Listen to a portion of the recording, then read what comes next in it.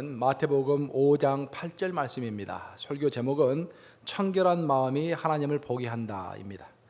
한 절인데요, 우리 함께 같이 합독하도록 하겠습니다. 마태복음 5장 8절 시작. 마음이 청결한 자는 복이 있나니 그들이 하나님을 볼 것이며. 아멘. 예수님께서 우리에게 신앙 생활의 방법을 가르쳐 주신 부분들이 여러 군데 있는데, 그 중에서 가장 대표적인 부분이 팔복에 관한 설교입니다. 하나님은, 예수님께서는 팔복을 우리에게 가르쳐 주시면서 우리가 일상의 신앙 생활을 어떻게 해야 할 것인지를 가르쳐 주셨는데, 오늘의 본문은 그 팔복 중에서도 6번째 해당되는 부분입니다. 오늘 본문은 이렇게 이야기하고 있죠. 마음이 청결한 자가 복이 있나니 그들이 하나님을 볼 것임이라. 오늘 이 부분은 크게 두 부분으로 나눠지고 있어요. 마음이 청결한 자가 복이 있다. 또 한 부분은 그들이 하나님을 볼 것임이라. 여러분, 이 두 부분 중에서 어느 부분이 마음에 확 닿습니까? 물어보면 대부분의 사람들이 마음이 청결해야 한다는 그런 부분보다는 하나님을 볼 것임이라 라는 부분에 관심이 확 쏠립니다. 그렇죠, 여러분들? 왜 그 부분에 관심이 확 쏠리는 것인가? 많은 사람들이 실제로 하나님을 보지 못하기 때문에 하나님을 보기를 갈구하는 것입니다. 그래서 오늘 저는 여러분과 더불어 가지고 우리가 하나님을 본다라는 것이 무엇인가, 어떻게 하면은 하나님을 볼 수 있을 것인가, 그 부분에 집중해 가지고 여러분과 함께 은혜를 나누고자 합니다. 미국 프로농구 역사 사상, 자기가 일하는 팀에서 자기 팀을 11번이나 우승시킨 전설적인 코치가 있습니다. 코치 이름은 필립 잭슨이라는 사람인데, 그 필립 잭슨은 11번을 이제 자기 팀을 우승시키고 나서, 특히 이제 시카고 불스 했을 때 시카고 불스가 3번 연속 NBA 우승을 했죠. 아주 기록적인 사건이었습니다. 그러고 나서 인터뷰를 했습니다. 기자가 물었어요. 도대체 어떻게 해서 그렇게 탁월한 성적을 거둘 수가 있었습니까? 이렇게 물으니까 잭슨이 대답하기를, 저는 마음을 다스리는 훈련을 선수들에게 시킵니다라고 답변했어요. 그래서 그게 크게 화제가 되었고, 나중에는 그것이 책으로도 펴서 나왔죠. 마음을 다스리는 훈련. 그게 무슨 말인가 하면은, 잭슨은 자기의 팀을 훈련시킬 때 평상시에 어떤 중요한 경기를 앞두고서 하루에 한 30분씩을 마음을 비우고 집중하게 하는 훈련을 선수들에게 시켰습니다. 그리고 실제로 경기를 할 때는요, 한 2분에서 3분 정도 선수들 다 모아놓고 마음을 비우게 하고 정신을 집중하게 하는 훈련을 시켰습니다. 그랬더니 선수들이 실제로 경기에 갔을 때는 그 경기 승패에 관한 집착을 하지 않고 평상시 기량을 잘 발휘해가지고 팀워크를 잘 이루어서 경기를 잘하더라, 그런 말입니다. 그래서 결국 잭슨이 이야기하는 것은, 우리가 어떤 경기에서 이기기 위해서는 육체적인 훈련도 중요하고 어떤 전략도 중요하지만 그거 못지않게, 아니 오히려 그것보다 훨씬 더 중요한 것은 우리의 마음을 훈련하고 다스리는 것이 바로 승리의 척정이다라는 그런 말을 했던 것입니다. 우리의 신앙도 그와 비슷한 면이 있습니다. 오늘 본문에서 마음이 청결한 자는 복이 있나니라고 했습니다. 우리가 또 복이 있는 삶을 살아가기 위해서는 마음이 청결해야 한다라는 것입니다. 근데 여기서 우리가 잘 이해해야 할 것은 마음이라는 것이 무엇인가? 그것을 여러분들 잘 이해하셔야 돼요. 우리가 이제 현대 쓰는 용어하고 2000년 전에 쓰였던 성경에 쓰여진 용어하고 약간 개념이 다른 경우가 많습니다. 똑같은 단어라도 세월이 이렇게 2000년 흐르면서 그 개념이 많이 변화가 되죠. 예수님 당시에 마음이 청결한 자는 복이 있도다 할 때 마음은 카르디아, 그러니까 오늘로 말하면 카르디아라는 그런 단어입니다. 그 카르디아가 무엇인가? 카르디아는 가장 기본적인 컨셉이 뭐냐면은 중심을 이야기합니다. 생각의 중심, 말의 중심, 표현의 중심, 감정의 중심, 우리 육체의 중심. 우리의 육체의 중심이 마음에 있다는 것입니다. 심장이죠.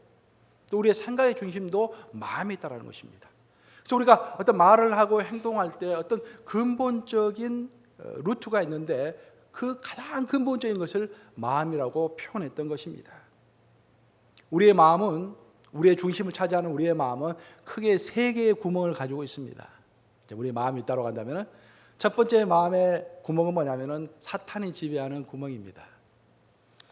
우리가 성경을 읽어보면 잘 알다시피 가룟 유다는 예수님의 제자였지만 예수님을 팔 마음을 가지고 있었습니다.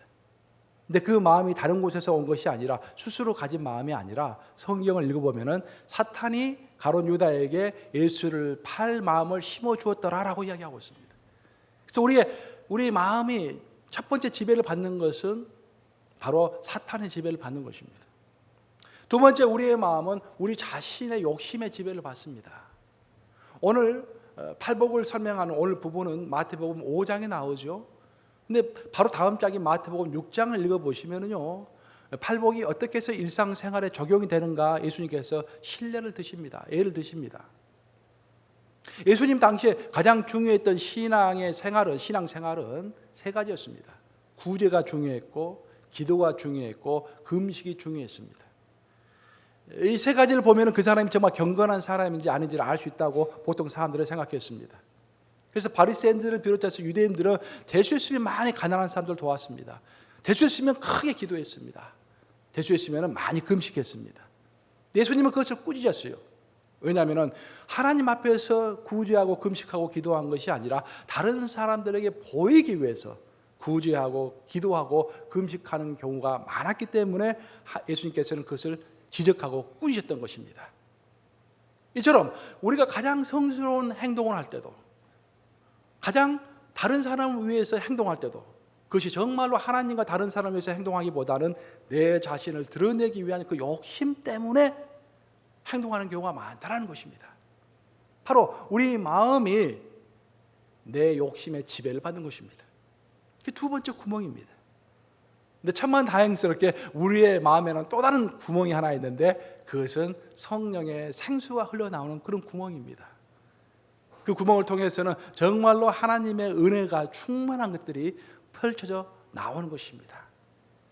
그럼 우리의 마음이라는 것은 이 세 개의 온천에서 흘러나오는 여러 가지 생각들이 복잡하게 교차되고 있는 그것이 바로 우리의 마음입니다. 그래서 어떤 현명한 할아버지가 자기 손자에게 인생 교육을 시켰습니다. 하루는.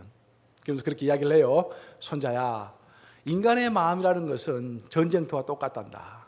인간의 마음에는 큰 이리 두 마리가 있어서 서로 싸운단다.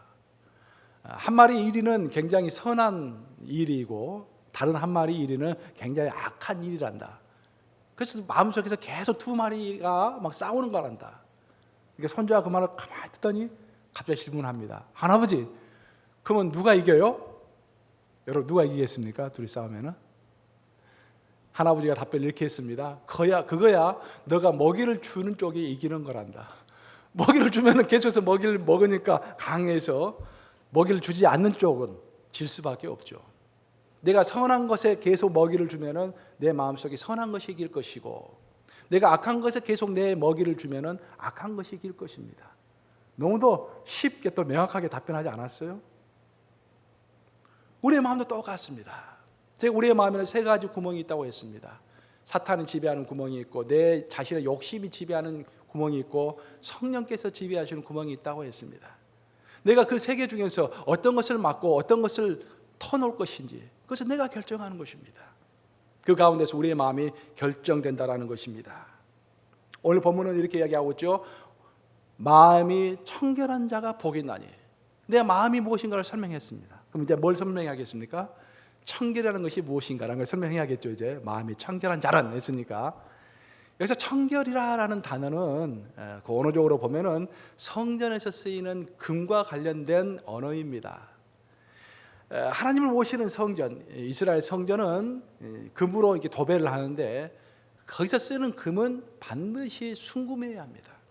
불순물이 섞이면 절대 안 돼요. 18금 허락될 수 없습니다. 100% 순금만이 허락되는 거예요.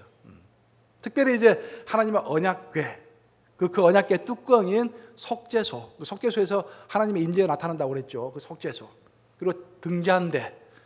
어떤 하나님의 임재가 강하게 드러날 것이 예상되는 그런 장소일수록 반드시 순금을 사용하게 되어 있습니다. 이 순금이 상징하는 것은 무엇이냐? 이 순금이 상징하는 것은 single-minded devotion to God. 그러니까 완전히 어떤 내 속에 있는 모든 불순물을 버리고 완전히 집중해서 하나님을 바라본다라는 의미에서 성전에 가면은 성전에까지 와가지고 집안에서 부부싸움 했던 거, 뭐 불평했던 거, 누가 사이가 좋지 않은 거 그런 기억하지 말고 성전에 들어오면 완전히 버리고 single-minded devotion, 완전히 하나 되어서 집중되어서 하나님만 바라보아라. 그런 의미에서 성전에서 쓰이는 것들은 전부 순금만 쓰이는 것입니다. 여러분 지금 여러분 어디 계십니까? 지금 현대판 성전에 계시는 거예요. 지금 여러분의 마음은 이렇게 막 디바이드 되어 있습니까? 막 이렇게 나눠져 있습니까? 아니면 싱글 마인드 되어 있습니까? 혹시 오늘 아침에 오면서 부부싸움 하고 오셨어요? 반찬 불평하고 오셨습니까? 오다가 무슨 차 사고 때문에 무슨 교통사고 아니면 뭐 벌칙금을 받았습니까? 그것이 막 여러분들 괴롭게 합니까? 자식 문제 때문에, 학교 문제 때문에, 직장 문제 때문에 지금도 머릿속이 복잡합니까? 지금 싱글 마인드가 되고 있지 않는 거예요. 성전에 오면은 순금의 마음으로 와야 합니다. 어떤 마음? 순금의 마음. 집중하는 마음으로 와야 한다라는 의미에서 커서 순금을 사용하는 것입니다. 그리고 그 단어에서 나온 단어가 바로 청결이라는 단어입니다. 오늘날에 이제 청결이라는 단어는 깨끗하다는 의미인데 언어상의 성경에 나오는 청결이라는 단어는 집중한다. 싱글 마인드드. 오로지 마음에 갈라지지 않고 분산되지 않고 하나님께만 집중한다라는 의미에서 청결하다라는 그런 이야기를 하는 것입니다. 우리는 이제 집중해서 하나님을 바라봐야 하는데 집중해서 하나님을 바라보기가 힘들기 때문에 기도원에도 가고 또 우리가 어떤 금식도 하고 특별히 새벽기도에 이제 많이 힘을 씁니다. 그렇죠? 새벽기도 나오면 역시 효과는 있어요. 새벽기도 나오면은 마음이 그래도 집중이 되죠. 하루를 시작하면서 하나님께 집중하면서 시작해 나갈 수 있습니다. 하지만 우리의 마음이 집중할 수 있는 가장 좋은 방법은 예수님께서 직접 가르쳐 주신 건데 요한복음 15장 3절에서 예수님께서 이렇게 말하고 있습니다. 요한복음 15장 3절 한번 보겠습니다. 한번 같이 읽습니다. 시작. 너희는 내가 일러준 말로 이미 깨끗하여졌으니. 우리가 어떻게 해서 깨끗해질 것인가? 어떻게 해서 청결해질 것인가? 어떻게 해서 하나님만 바라볼 것인가? 그래서 다른 것이 아니라 이미 알려준 말을 우리가 그 말씀에 집착할 때 우리가 깨끗해지고 하나님께 집중할 수 있다라는 것입니다. 그럼 이미 예수님께서 우리에게 가르쳐 주신 말씀이 무엇인가? 두 가지입니다. 첫째는 복음입니다. 두 번째는 성경 말씀입니다. 그래서 우리의 삶이 항상 복음과 성경 말씀에 집중하면서 살아갈 때 자연스럽게 우리의 모든 관심이 하나님께 집중을 하고 잃어버린 영혼들에게 관심을 집중하는 것입니다. 하나님이 우리의 삶을 바라볼 때 가장 원하시는 것은 우리의 삶이 일시적인 것에 포커스를 맞추는 것이 아니라 영원한 것에 포커스를 맞춰서 살기를 원하십니다. 왜냐하면 그것이 배당이 가장 많기 때문입니다. 우리가 주식을 사면 주식에서 배당을 해주지 않습니까? 주식 배당이 가장 높은 상품이 무엇인가?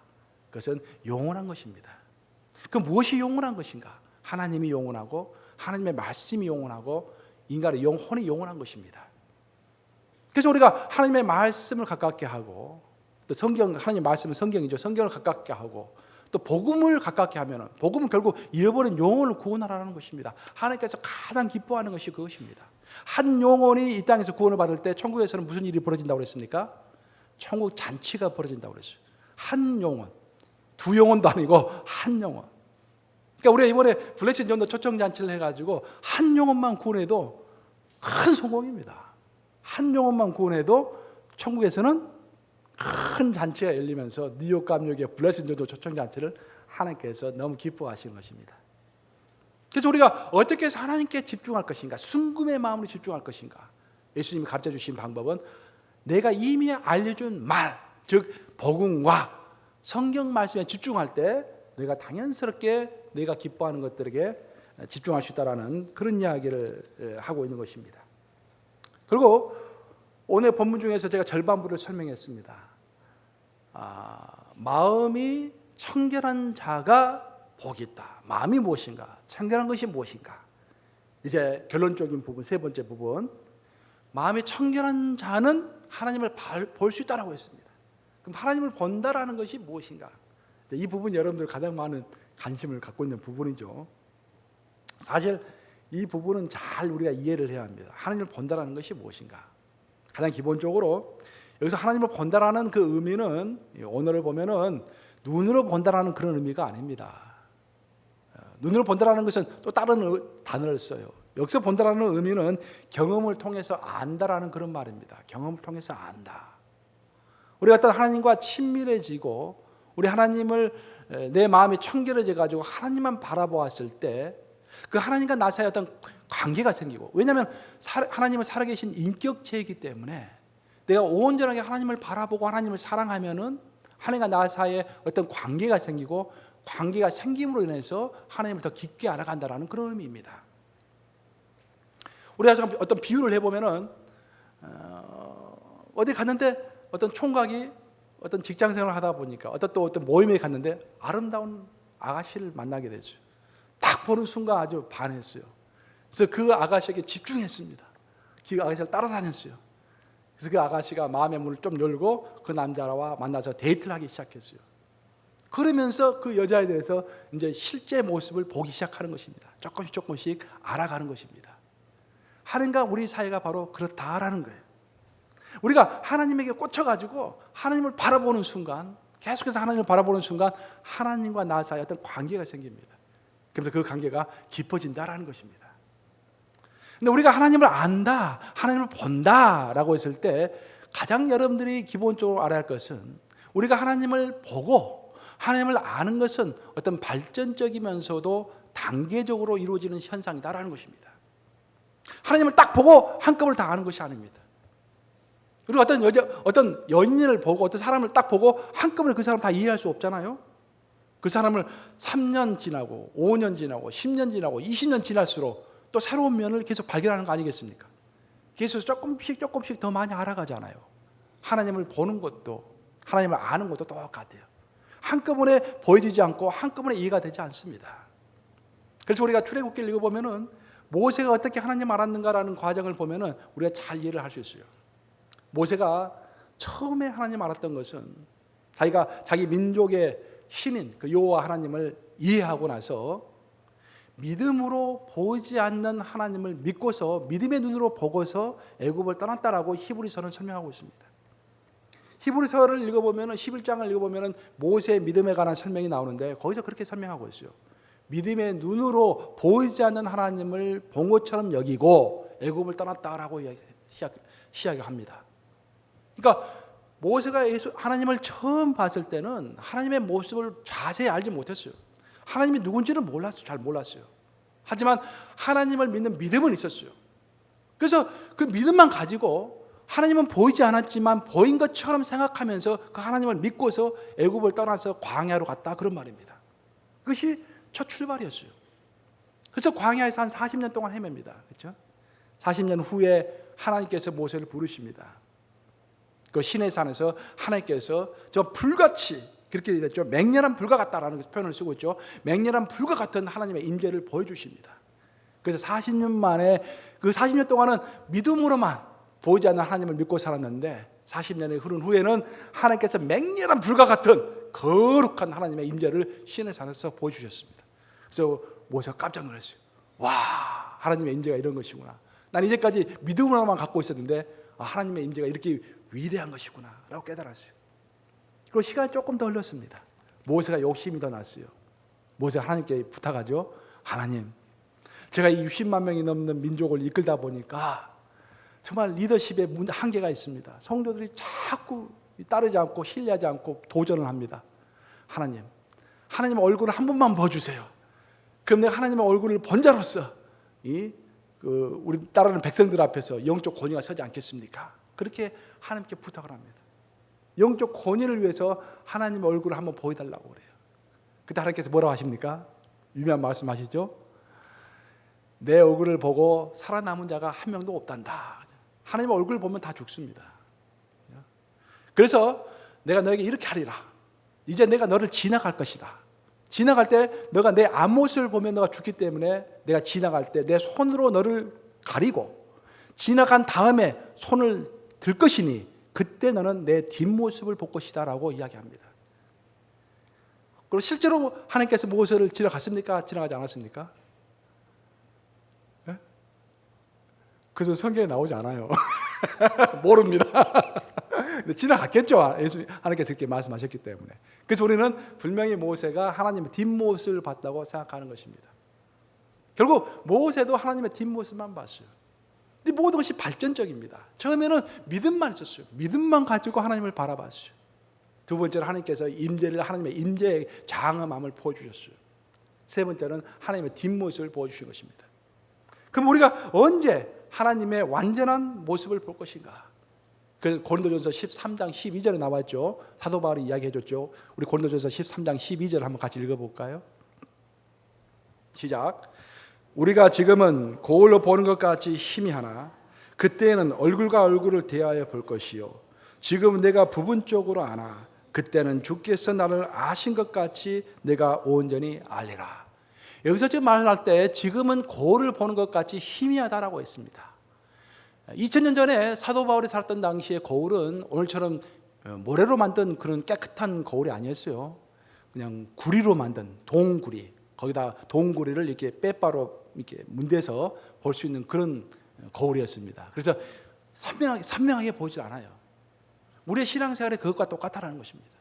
성경을 통해서 하나님을 아는 것 같은데 100% 정확하게 알지는 못하다 이 말이죠. 하나님께서 우리에게 가르쳐 주신 만큼만 우리 하나님을 이해할 수 있다는 거예요. 그런 게 우리 신앙생활이다 이 말입니다. 그런데 마지막 때가 되면은 우리 예수님께서 이 땅에 재림하시는 다시 오시는 그날이 되면은 우리 모두가 부활의 몸을 입고 예수님과 똑같은 몸을 입고서 얼굴과 얼굴이 마주 보는 것처럼 내가 지금 여러분들을 보는 것처럼 여러분들이 내 얼굴을 보는 것처럼 선명하게 그때 가서는 우리가 하나님의 얼굴을 볼 것이다 라고 이야기하고 있는 것입니다. 우리가 언제 하나님의 얼굴을 정확히 볼 수 있다고요? 마지막 때가 되면은. 그래서 내가 바로 하나님이다. 하나님 얼굴 내가 명확하게 봤다라고 이야기하는 사람들은 전부 뭡니까? 이단이라고 그러는 것입니다. 그래서 사실 이단이 우리의 하나님을 보는 것을 가로막고 있는 거예요. 그렇죠? 우리가 마지막에 날이 되었을 때 얼굴 보는 것 같이 하나님을 명확하게 알게 되는 것입니다. 결국 우리가 하나님을 안다라고 했을 때 또 하나님을 본다라고 했을 때 가장 중요한 개념은 그 개념, 우리 하나님을 보는 것은 발전적이고 어떤 단계적이다라는 것입니다. 수준을 밟아서 차곡차곡 더 자세히 봐가는 그런 과정이다라는 것입니다. 좀 더 설명을 해보면 우리가 처음에 하나님을 알았을 때 우리가 이제 복음을 듣고서 예수님을 내 구주로 영접했을 때 그때 우리는 성삼위 하나님을 내 인생의 대부분 손님으로 생각을 합니다. 말은 이제 주인이라고 하는데 손님으로 받아들여요. 내 인생은 내가 내 마음대로 살아가면서 그냥 하나님을 내 마음 한 구석에 딱 모시고 살아가는 거예요. 대부분 그런 사람들입니다. 처음 시작은 그래요. 그러다가 열심히 신앙생활을 하다가 어떤 계기가 되면은 정말로 내 인생은 내가 움직이는 것이 아니라 하나님이 움직이시는 거구나. 하나님이 내 인생의 주인이구나라는 생각을 딱 하게 돼요. 그때서 성삼위 하나님께서 내 인생의 주인이 되는 것입니다. 그러면서 내 안방을 딱 내드리는 거예요. 그 전에는 하나님이 손님이기 때문에 결코 내 안방을 내드리지 않습니다. 내 가장 비밀스러운 것, 내가 좋아하는 것, 내가 꼭 하고 싶은 것, 이것만큼은 다른 것은 다 하나님께 드릴 수 있는데 이것만큼은 안 됩니다라고 다 그래요. 저도 그랬어요. 저도 열심히 있는 신앙 청년이었지만 청년이 시절 때 내가 하나님께 다 드릴 수 있어요. 하나님 돈도 드리면 드리고 뭐 직장을 드리면 드리고 다 드릴 수 있습니다. 하나는 드릴 수가 없어요. 내가 미국 가서 박사학위 꼭 받겠습니다. 그것도 드릴 수 없어요. 그건 내가 절대 드릴 수 없다고 그랬어요. 하나님한테. 나중에 하나님이 그걸 도전하십니다. 그거 내놓으시라고 도전하십니다. 그것이 바로 하나님께서 아브라함에게 아들 이삭을 번제로 바치라라고 하는 것과 똑같습니다. 우리가 내 마음속에서 가장 소중하게 생각하는 것이 누구든지 있어요.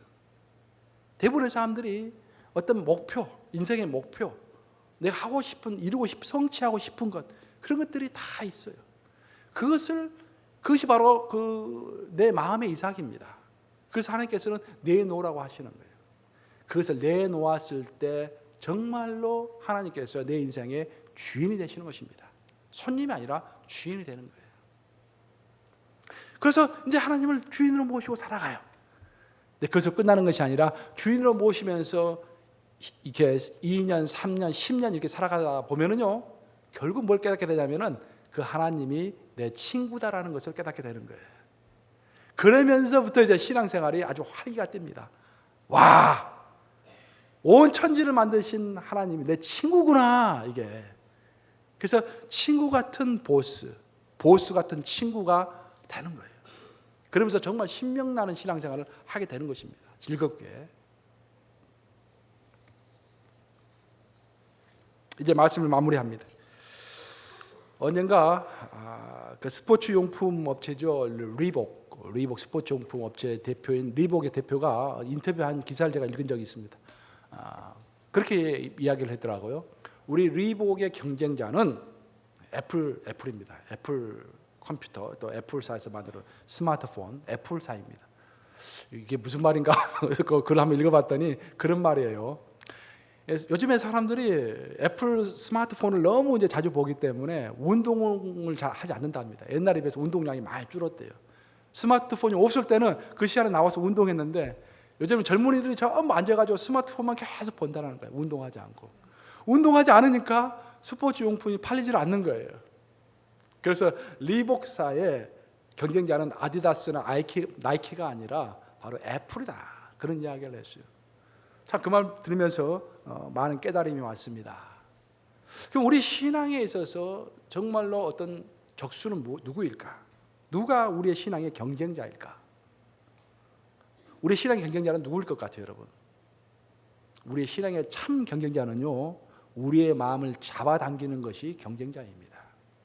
내 옆 사람의 경쟁자가 아니고 뭐 아름다운 교회나 에일장로교회가 우리 경쟁자가 아니라 누가 경쟁자이다?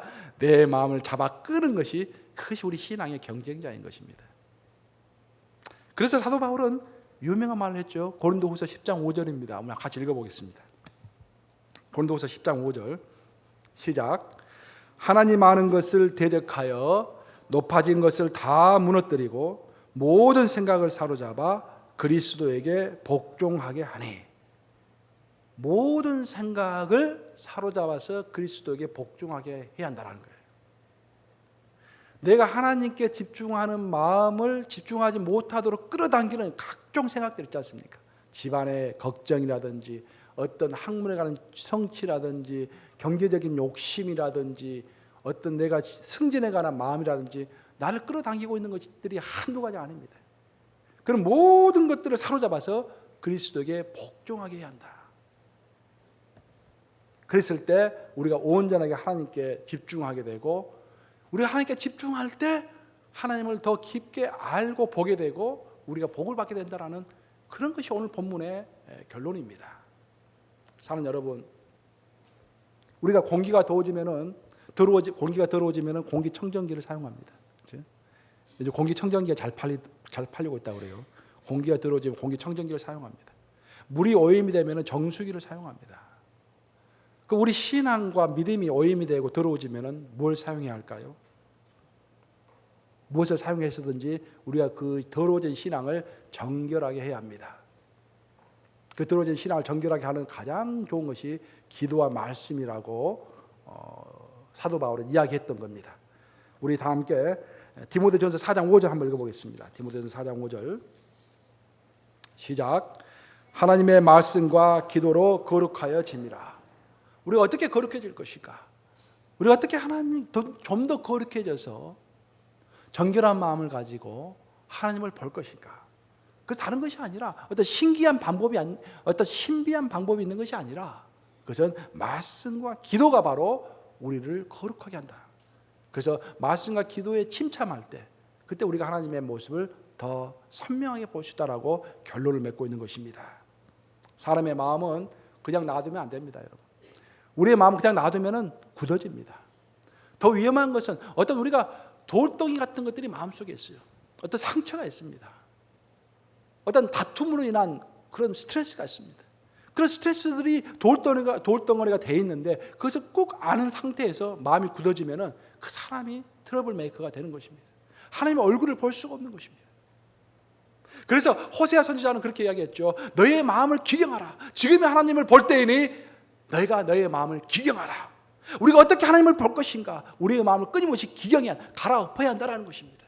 딱딱하게 굳어있는 마음을 뒤집어 엎고 갈아 엎고 해서 마음속에 있는 돌덩이를 다 뽑아내고 말씀과 기도의 걸음을 주어가지고 우리의 마음이 번질번질하게 기름진 마음이 되어야 한다. 그때 우리가 하나님의 얼굴을 볼 것이다. 그 말씀을 기억하시면서 오늘 본문의 말씀, 마음이 청결한 자가 하나님을 볼 것입니다. 정말 하나님의 얼굴을 보기 위해서 말씀과 기도로 항상 마음을 기경하는 여러분 되시기를 우리 주님의 이름으로 축복합니다.